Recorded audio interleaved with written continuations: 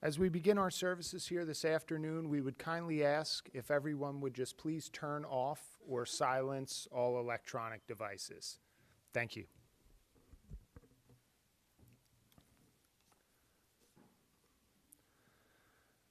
Ladies and gentlemen, we are gathered here today to honor the life and legacy of Penny Keesey. I want to thank everyone for joining us to celebrate her life. She has undoubtedly touched all of your lives in a unique way, and I'd like to begin by offering some words that speak to what most of you are probably feeling when you think about her. The first poem is entitled The Precious Gift.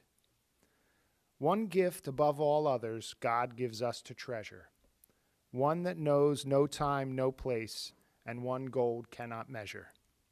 The precious, poignant, tender gift of memory that will keep our dear ones ever in our hearts, although God gives them sleep. It brings back long remembered things, a song, a word, a smile, and our world's a better place because we had Penny for a while. This next one speaks to the immeasurable love that she filled all of your lives with, and no doubt also the void that is left behind by her loss. It's entitled, How Deep is the Ocean? How can I tell you what is in my heart? How can I measure each and every part? How can I tell you how much I love you? How can I measure just how much I do? How much do I love you? I'll tell you no lie. How deep is the ocean? How high is the sky? How many times a day do I think of you? How many roses are sprinkled with dew? How far would I travel to be where you are? How far is the journey from here to a star? And if I ever lost you, how much would I cry? How deep is the ocean? How high is the sky? The Jews are an ancient people who were well accustomed to pain and grief. I know that Penny was not extremely religious, and while there are people of various faith traditions here today, at times like these, the Psalms can bring us all a sense of comfort. So in that spirit, I'd like to read a few now. The first is Psalm 23. The Lord is my shepherd, I shall not want. He makes me to lie down in green pastures. He leads me beside the still waters. He restores my soul. He guides me in straight paths for his name's sake. Yea, though I walk through the valley of the shadow of death, I will fear no evil, for thou art with me. Thy rod and thy staff, they comfort me. Thou preparest a table before me in the presence of mine enemies. Thou hast anointed my head with oil, my cup runneth over.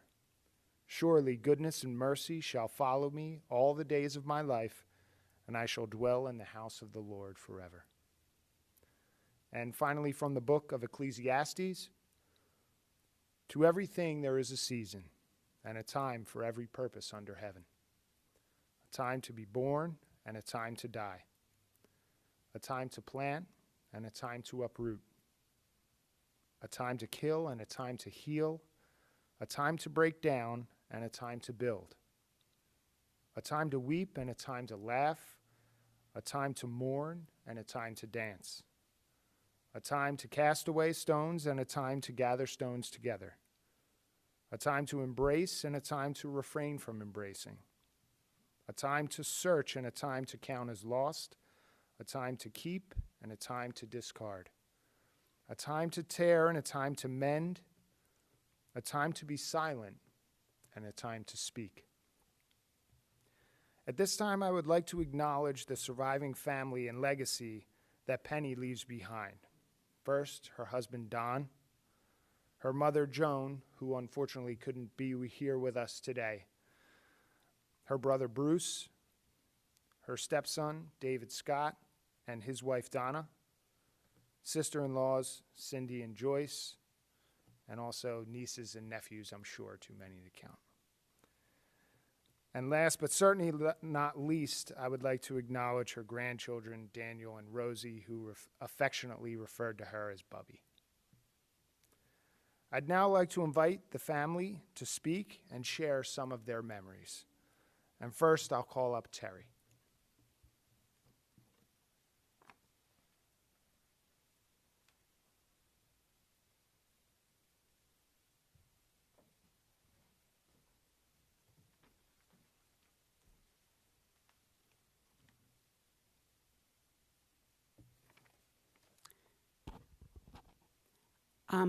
I'm Terry Goldlust. I was Terry Abelson.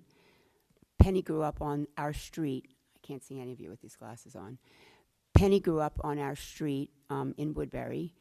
Our parents were best of friends, so we not only were friends with Penny through school, we were friends with Penny because our parents were very good friends with each other. This is written by Penny's mother, Joan. She couldn't be here today, so she'd asked me to read it for you. For her. This is an open letter to the most wonderful daughter a mother's eyes ever looked upon. You were always spunky from the day we brought you home from the hospital, and they had put you in heavy casts. You weighed a hefty 5 pounds, and the casts were almost that themselves. They seemed heavier than you were, but even at 4 days old, you were knocking your feet together, making a clunking sound, which I think you really enjoyed. Those casts were on your legs for 4 months, but thanks to a quick and wise doctor, we avoided club feet. Once those feet started moving, they rarely ever stopped. Into our neighbors for a nice slice of pie cooling on the table, upstairs at our tenant's apartment to turn on her TV. She was a night operator, so it must have gone over in a big way as she tried to sleep and you made so much noise. But because you were so friendly and outgoing, everybody did love you. When you were 3 years old, unbeknownst to anyone, you had unlatched the front door and followed the kids to school, where you promptly tried to reach the water fountain for a drink when a boy in your brother Bruce's class heard you and saw you and got permission to bring you home. Believe it or not, I thought you were still playing, and I hadn't even realized you were gone. Good mother that I was. I didn't even think you could reach that fountain. You did like to roam, and one Christmas while I was working at your grandfather's 5 and dime store, you wandered up in your little red coat, crossed a large busy street when I asked Pearl, our aide, where you were. She found you, and you replied, proud as punch, I came all by myself, and all the cars stopped for me. Well, this letter could go on for hours, for Penny was a delightful child and even a more delightful grown-up. Needless to say, being her mother, I have lots of tales to tell, but I'm guessing so does everyone else. Penny was the joy of my life, fun to be with, never cross or upset. We had many wonderful card games that we both loved. She will always be with me in my heart, my prayers, and my thoughts, and she will always be surrounded by love. Even today, on my kitchen window still sits 2 little figures that Penny gave me, and they say, Mom is love, I love Mom. Thank you.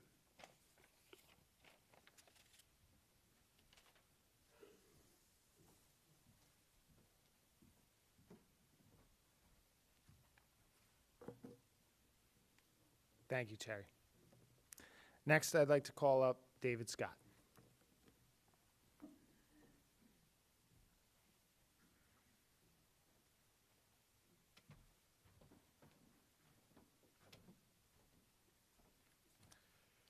Let's see, we have a couple of overlapping stories here.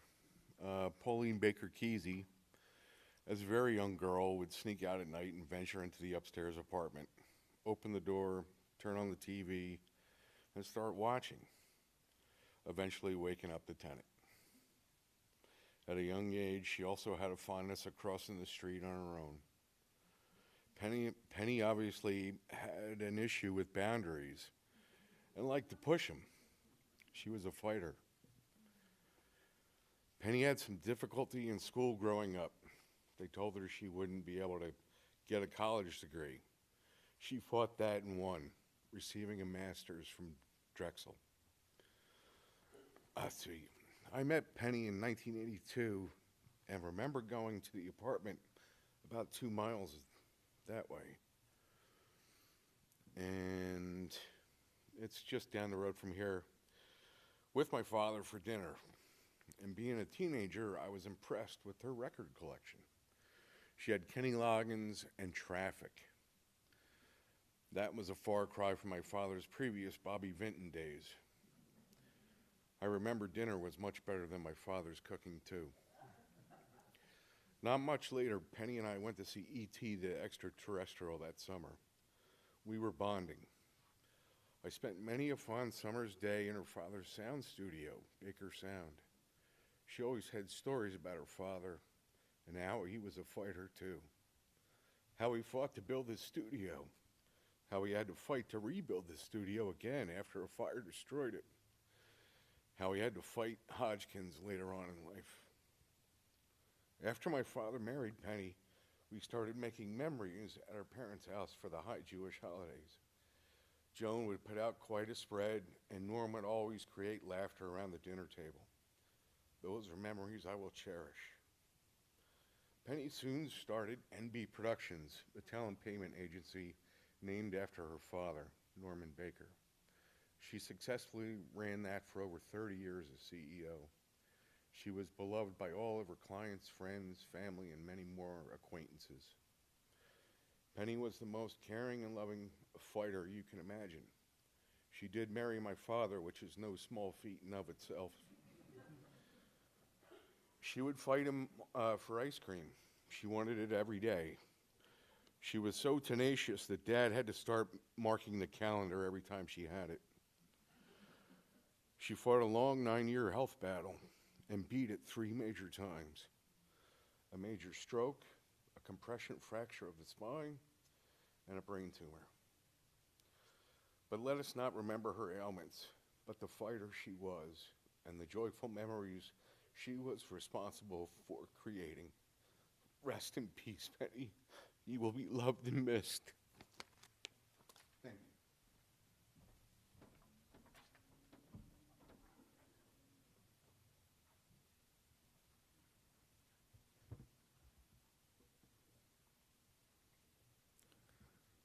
Let's pause for a silent moment of reflection.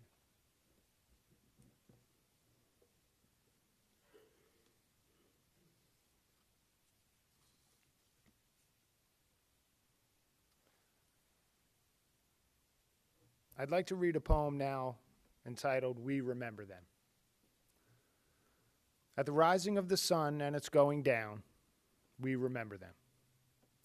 At the blowing of the wind and the chill of winter, we remember them.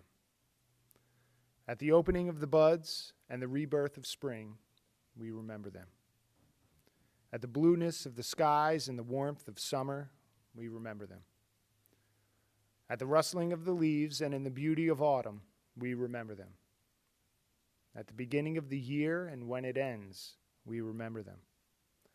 As long as we live, they too will live, for they are now a part of us as we remember them. When we are weary and in need of strength, we remember them. When we are lost and sick at heart, we remember them. When we have joy we crave to share, we remember them. When we have decisions that are difficult to make, we remember them. When we have achievements that are based on theirs, we remember them.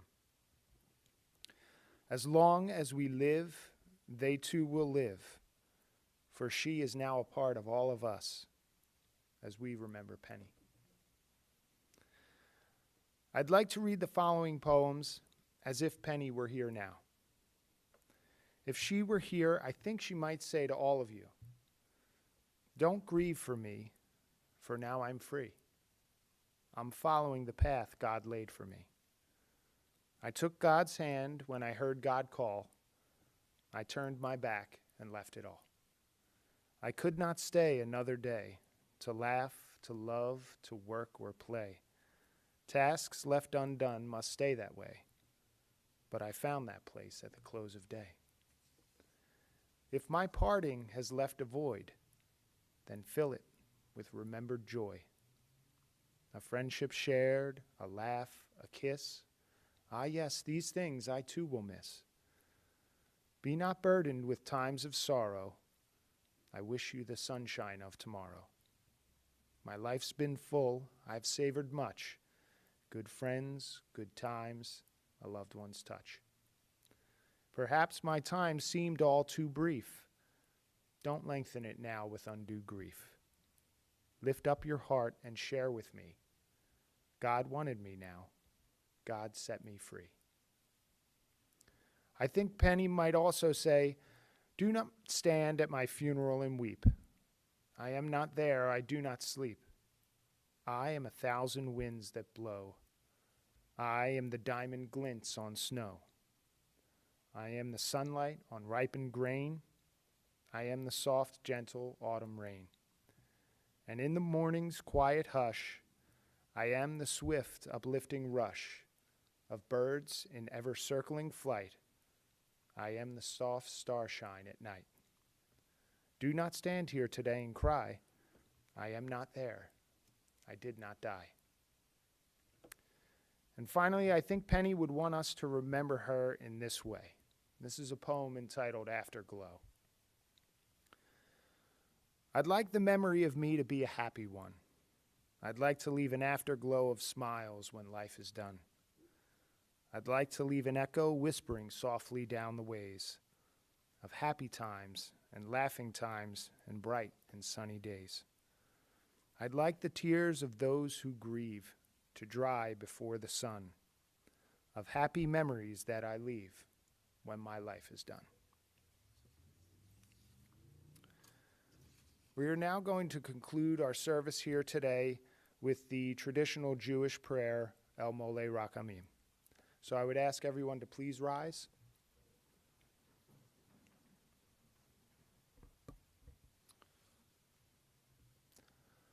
O God, exalted and full of compassion, grant perfect peace in your sheltering presence among the holy and pure to the soul of Penny Keesey, who has gone to her eternal home. Master of mercy, we beseech you, remember all the worthy and righteous deeds that she performed in the land of the living. May her soul be bound up in the bond of eternal life. The Lord is her portion. May she rest in peace. And let us all say together, Amen. The family has asked me to announce that following our service here today, everyone is invited to Il Villaggio. It's a restaurant just right down the road from us, a few miles.